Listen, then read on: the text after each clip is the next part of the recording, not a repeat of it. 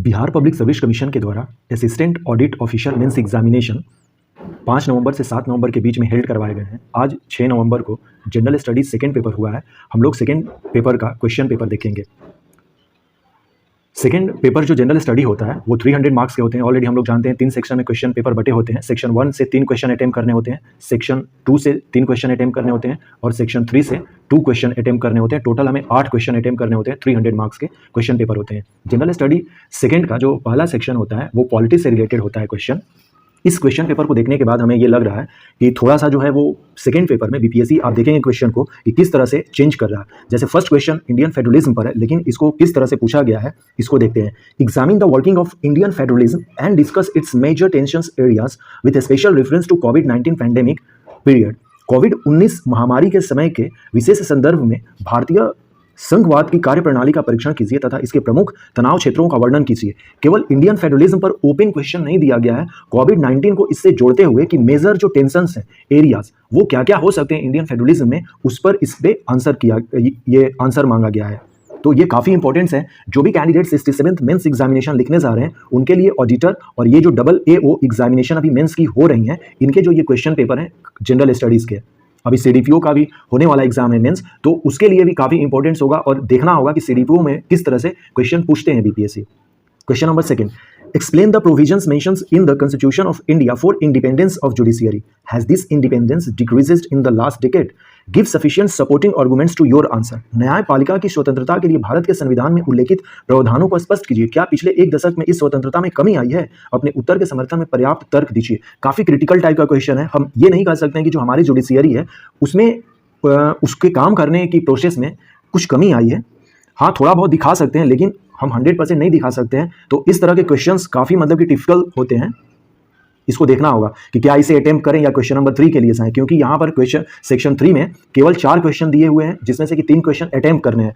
अब question number 3 देखते हैं। Discuss the changing patterns of party system in India in last 2 decades, also explain it's impact on the working of Indian parliamentary system. ये question attempt किया जा सकता है यदि आप क्वेश्चन नंबर 2 को नहीं अटेम्प्ट करें, क्योंकि ये पार्टी पॉलिटिक्स से रिलेटेड जो है वो क्वेश्चन है। क्वेश्चन नंबर 3, विगत 2 दशकों में भारत में दलीय व्यवस्था के बदलते प्रतिमानों का विवेचन कीजिए। भारतीय संसदीय व्यवस्था की कार्यप्रणाली पर उसके प्रभाव को स्पष्ट कीजिए। Question number 4, examine the autonomy and control over Panchayati Raj institutions.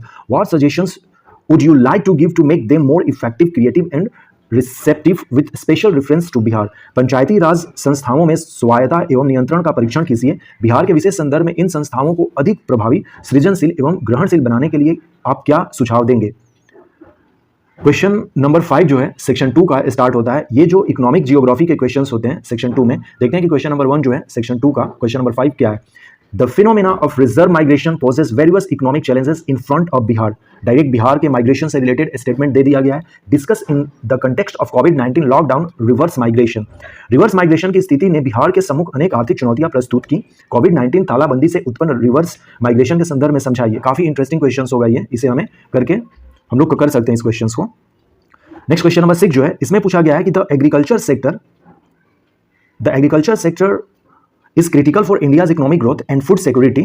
Examine and also discuss the steps taken by the government to double the farmers' income. 2022 target रखा गया था, लेकिन इस पर अभी तक कोई इस तरह का रिपोर्ट नहीं हुआ है पब्लिश कि डबल फार्मर्स के इनकम हुए कि नहीं। लेकिन हमें 2022 तक को ध्यान में रखते हुए कैसे गवर्नमेंट ने डबल जो इनकम है फार्मर की वो किस तरह से काम किया गया, जिसमें कि बहुत सारी चीज़ें जो है इंट्रोड्यूस की गई थी सेंटर और स्टेट लेवल पर, तो उनका चर्चा करना है हमें। भारत की आर्थिक समृद्धि तथा खास सुरक्षा है तो कृषि क्षेत्र महत्वपूर्ण है, परीक्षण कीजिए तथा साथ ही सरकार द्वारा किसानों की आय दोगुना करने हेतु उठाए गए कदमों को भी बताइए। क्वेश्चन नंबर 7, ये भी एक स्टेटमेंट बेस्ड क्वेश्चन है कि very necessities index is an attempt to quantify economic development, give the BNI scenario in India. जरूरी आवश्यकता सूचकांक आर्थिक विकास को परिभाषित करने का प्रयास है। भारत में BNI परिदृश्य को समझाइए। ये जो क्वेश्चन है थोड़ा सा लीक से हटकर आया हुआ है। BNI जो ये पूछा जा रहा है इसको भी किया जा सकता है, लेकिन जो जनरल क्वेश्चंस होते हैं इकोनॉमिक जियोग्राफी के उससे ये थोड़ा सा हटके है, तो हो सकता है कि इस क्वेश्चन को क्वेश्चन नंबर 7 को बहुत सारे कैंडिडेट स्किप कर दे। नाउ क्वेश्चन नंबर 8 देखते हैं। Major structural reform launched by the government of India provide unparalleled opportunities to grow and prosper now, critically evaluate this statement in India context of recent economic reform in India. ये question attempt किया जा सकता है, जिसमें कि बहुत सारे जो स्कीम्स वगैरह है आत्मनिर्भर भारत से रिलेटेड हम उसको यहाँ पे ऐड कर सकते हैं कि भारत सरकार द्वारा किए गए प्रमुख संरचनात्मक सुधारों ने उन्नति तथा समृद्धि के अब अद्वितीय अवसर प्रदान किए हैं।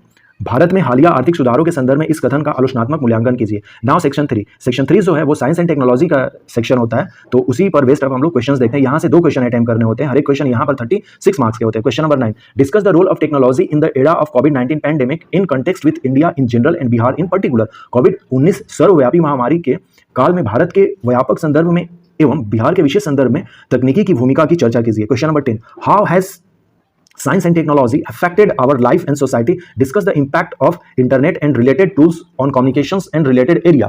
यहाँ पर तो सबसे पहला जो क्वेश्चन है उसमें पूछा गया है science and technology in general and particularly internet and related जो टूल्स हैं कम्युनिकेशन के, वो हमारे लाइफ में कैसे इंपैक्ट कर रहे हैं। विज्ञान एवं प्रौद्योगिकी ने हमारे जीवन एवं समाज को किस तरह प्रभावित किया है। इंटरनेट एवं संबंधी उपकरणों के संचार एवं संबंधित क्षेत्रों में प्रभाव की चर्चा कीजिए। नाउ क्वेश्चन नंबर 11 अब हम लोग देखेंगे। क्वेश्चन नंबर 11 में पूछा गया है कि what do you understand by nano technology, discuss the application of this new technology in diverse area. काफी डिटेल्स फॉरवर्ड जो है, मतलब कि सिंपल इसको क्वेश्चन करेंगे।